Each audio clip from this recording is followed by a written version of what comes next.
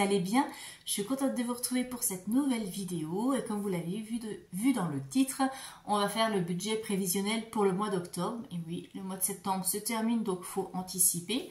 Donc qu'est-ce qui va changer dans le mois à venir? Eh bien, déjà, il y a les vacances scolaires, donc ça va modifier le montant de mon budget alimentation. Donc on verra ça ensemble.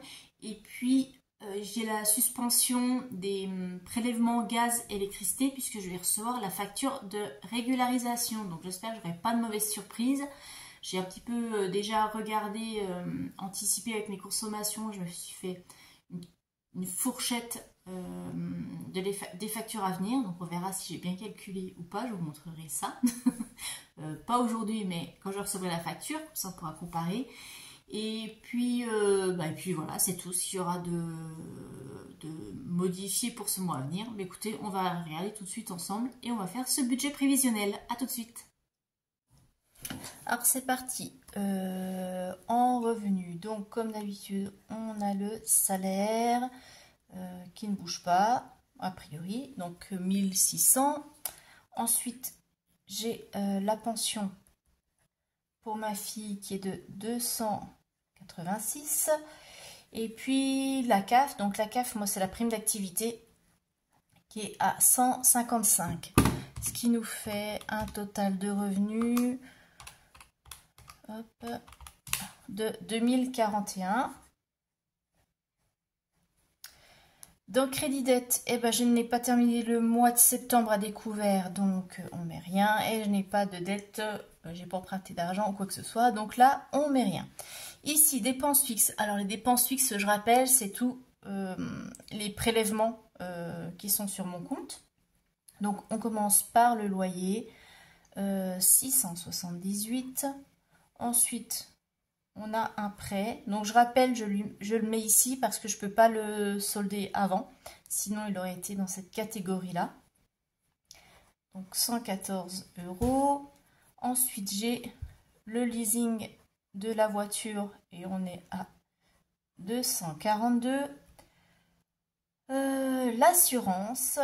Donc ici, c'est assurance, habitation et voiture. On est à 54. Internet, 16. Téléphone pour moi, on est à 15. Téléphone pour ma fille, et j'ai Senko là qui s'est invité, qui fait des bêtises. Pour ma fille, on est à 16. Ma cotisation de compte bancaire, 12. Et Netflix, on est à 9. Donc ce mois-ci, comme je vous le disais, j'ai pas le gaz, j'ai pas l'électricité et j'ai pas encore la restauration scolaire parce que les prélèvements, il me semble, commencent au mois de novembre. Donc ce mois-ci, j'ai un peu moins de charges. Donc ça va être pas mal pour les épargnes normalement. Donc maintenant, on va faire le montant des charges.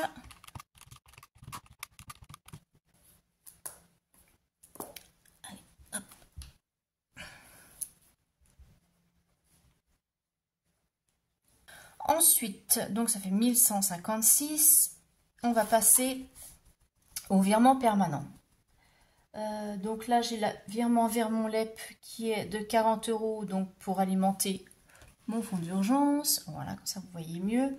Et ici, vers mon autre livret, j'ai 10 €. Ça, c'est pour ma prévoyance. Donc, ce qui nous fait un total de 50 €.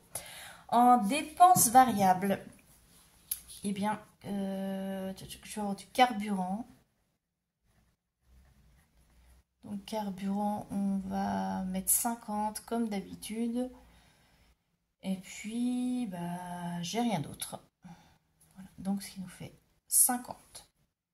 Maintenant, on va passer aux enveloppes. Donc là, c'est l'espèce que je retire pour mon fonctionnement pour le mois. Donc, bah, comme d'habitude, on a l'enveloppe course. Et là, comme il y a 2 semaines de congé scolaire et que ma fille sera pas à la maison, ben je réduis un petit peu, donc je serai à 240. Donc 70 € la semaine où elle est là et 50 juste pour moi pour la semaine. J'ai une enveloppe d'hiver, donc ça je rappelle c'est mon mini fonds d'urgence pour le mois. Donc si j'ai un achat imprévu ou si il me manque un petit peu dans une des autres enveloppes, eh bien je prends dedans. une enveloppe loisir, 20 €, l'argent de poche, on met 10, et puis l'enveloppe pour moi, donc comme d'habitude, comme je disais, pour manger au food truck ou au resto une fois dans le mois avec mes collègues, ce qui nous fait 20 €. Donc on est à 240 plus 40 plus 10 plus 20, ce qui fait 310 pour les enveloppes. Et maintenant on va regarder combien il me reste pour mettre dans mes épargnes. Alors je prends mes revenus moins mes charges fixes moins, hop, il me reste 475.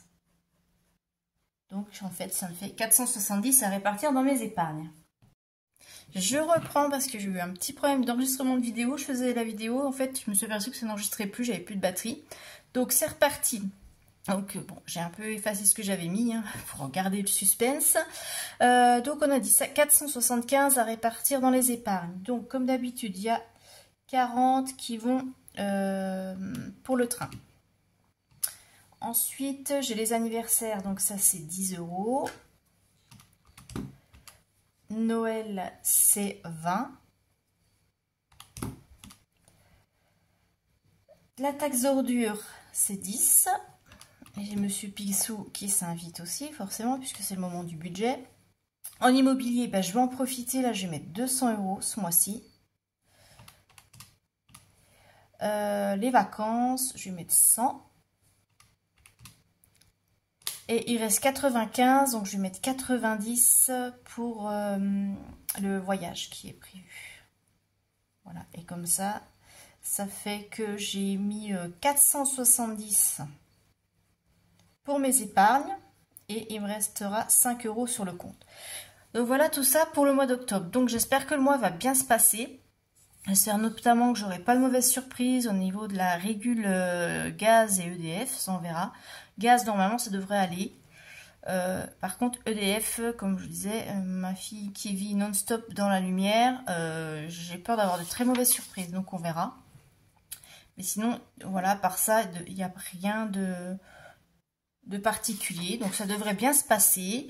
Je suis contente parce que je vais pouvoir justement épargner un peu plus. Donc moi, c'est comme ça, quand il y a des prélèvements qui ne se font pas à cause de des mensualisations qui sont suspendues, j'en profite justement, alors pas pour faire plus plaisir, mais pour épargner un peu plus. Après, certains vont en profiter justement pour aller se faire un coiffeur ou autre chose, chacun fait comme il veut, mais moi je mets dans les épargnes, voilà. Bon, écoutez, sur ce, je vous souhaite une très bonne semaine, je vous dis à ce week-end pour la vidéo bilan, et je vous fais de très gros bisous, bye bye.